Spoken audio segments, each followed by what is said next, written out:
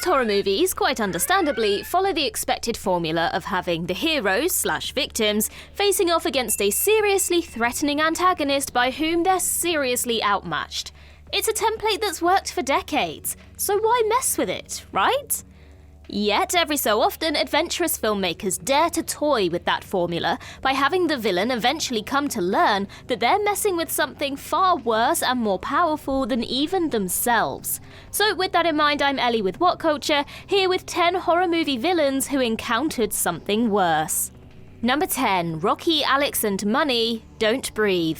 Don't Breathe does a fantastic job of appearing to pit a trio of unambiguous villains against a severely outmatched hero, only to flip the script in a brilliantly unpleasant way. The film begins with 3 young criminals, Rocky, Alex and Money, breaking into the home of blind Gulf War veteran Norman Nordstrom, with the intent of stealing the $300,000 Norman received as a settlement following his daughter's death in a car accident. It initially seems pretty damn cut and dried that Norman is the embattled person to root for here, only for him to not only prove unexpectedly capable of fighting back against the trio, but also reveal a seriously dark secret.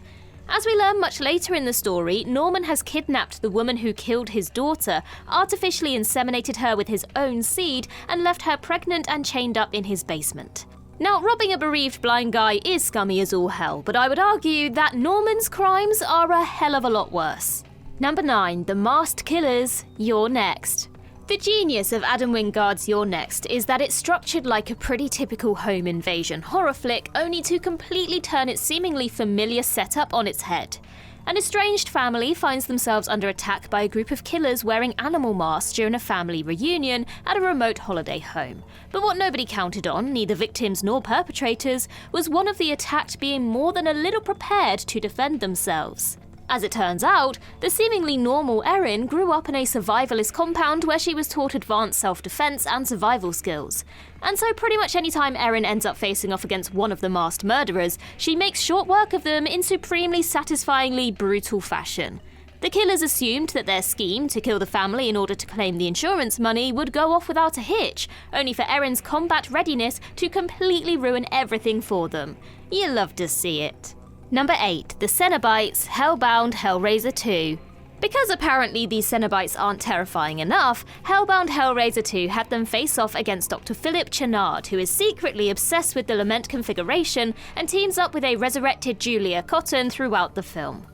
Though Julia eventually betrays him to her own ends, she gets killed for it, whereas Chennard initially survives to be transformed into a Cenobite himself by their malevolent creator, Leviathan. But Chennard's supreme achievement? He uses his newfound abilities to quite effortlessly kill Pinhead and the other Cenobites, who were admittedly weakened after being reminded of their prior humanity. It's a creative decision which didn't exactly sit well with many fans, especially after how powerful Pinhead and co. were shown to be in the first Hellraiser movie. But Chennard's own time comes soon thereafter when his head is parted from his body. Number 7. Jang KYUNG-CHUL, I Saw the Devil. Kim Ji-woon's I Saw the Devil is a seriously messed up movie revolving around an intelligence agent, Kim Soo-hyun, who seeks revenge on Jang KYUNG-CHUL, the serial killer who brutally murdered his fiancée. And KYUNG-CHUL evidently didn't expect to encounter someone capable of outdoing him on the deranged front, but our vengeance-obsessed protagonist certainly gets there in the end. Throughout the film, he repeatedly captures and releases the killer in order to prolong his torment, which in turn allows him to commit more sexual assaults and murders. Not a great look. But the piece de resistance comes at film's end, when our protagonist tortures KYUNG-CHUL in his own home, placing him in a makeshift guillotine. At that moment, KYUNG-CHUL's estranged son and elderly parents arrive, and opening the front door triggers the guillotine, decapitating him in front of them. Though our protagonist achieves precisely what he set out to do, the ending doesn't suggest even a slither of catharsis for him, rather the opposite, that in his quest for revenge, he's become something unconscionably ugly. Number 6. The GECKO Brothers, From Dusk Till Dawn.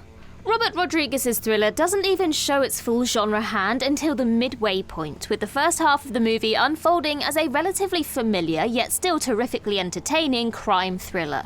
The film's villain protagonists are bank robber brothers Seth and Richie, who end up taking hostage a pastor, Jacob Fuller, and his family, who are assuredly the heroes of the piece.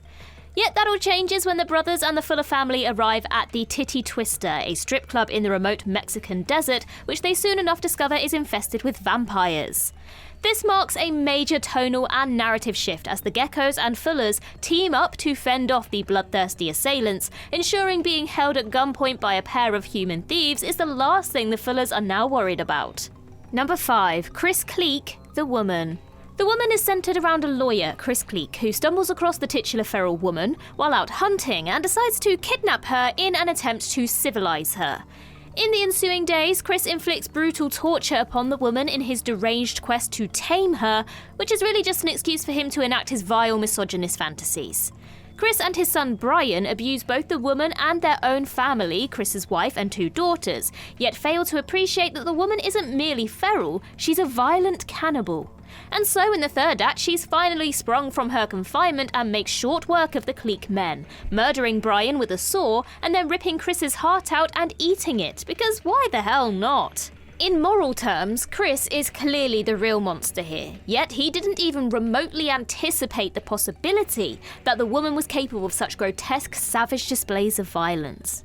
Number 4. Hoag's gang, No One Lives. No One Lives appears to follow a pretty well-trod formula at first, as a couple, Betty and a man known only as Driver, are preyed upon by a gang of thieves led by the vicious Hoag. Yet, in a supreme case of bad luck for the robbers, it turns out they've basically targeted the worst person imaginable, given that Driver is actually a secret serial killer and he's very, very good at his job.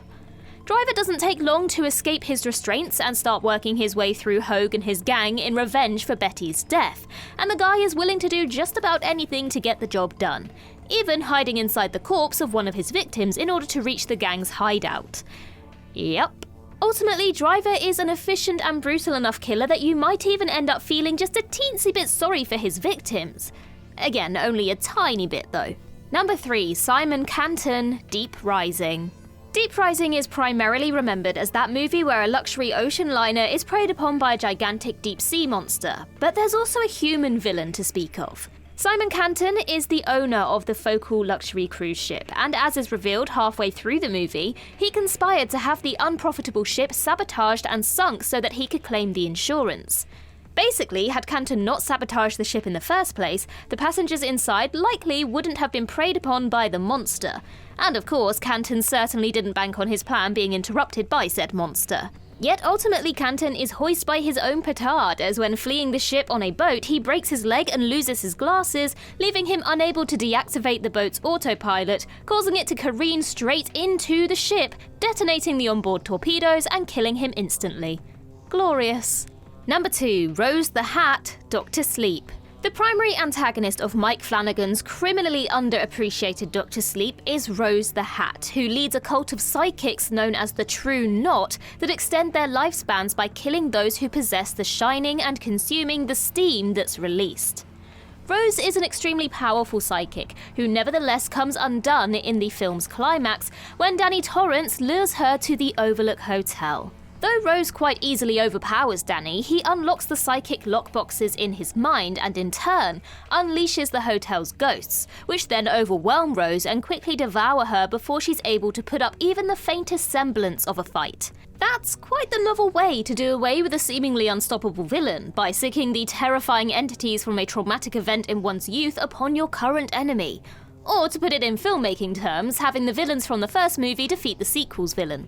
Now before we move on to number 1, here is your major spoiler warning if you haven't yet seen Saw X. I guess that kind of tells you what entry 1 is, but still, spoilers ahead. Number 1, John Kramer, Saw X. Even though Saw X is set relatively early into John Kramer's reign of terror as a serial killer at large, taking place between the first 2 Saw movies as it does, he was still a serious piece of work at this point, being responsible for numerous deaths, no matter what he might claim. But Saw X impressively shifted Kramer into a protagonist role, while focusing on the very incident which solidified his resolve to continue his games. Much of the film is focused around Kramer being duped into undergoing an apparently experimental medical procedure to remove his brain cancer. Yet it ultimately turns out that the doctor fronting the operation is actually a con artist. And in case scamming the desperately cancer-riddled out of their remaining life savings wasn't repugnant enough, she becomes increasingly sociopathic as the movie goes on, to the point of even grabbing a local boy and forcing him into one of Jigsaw's own traps. Say what you will about John Kramer, but the guy never put an objectively innocent child into a contraption. Kramer's "I never killed anyone" logic is totally absurd, yet at least the guy has a moral logic in his own mind. Cecilia, though? She's totally beyond this. There's nobody she won't step over to enrich herself, and to rub salt in the wound, she even makes it to the end of the movie in one piece. And that's everything for this list. Let us know your thoughts in the comments down below, and while you're there, don't forget to like and subscribe and tap that notification bell. Also, head over to Twitter and follow us there, and I can be found across various social medias just by searching Ellie Littlechild. I've been Ellie with What Culture. I hope you have a magical day, and I'll see you real soon.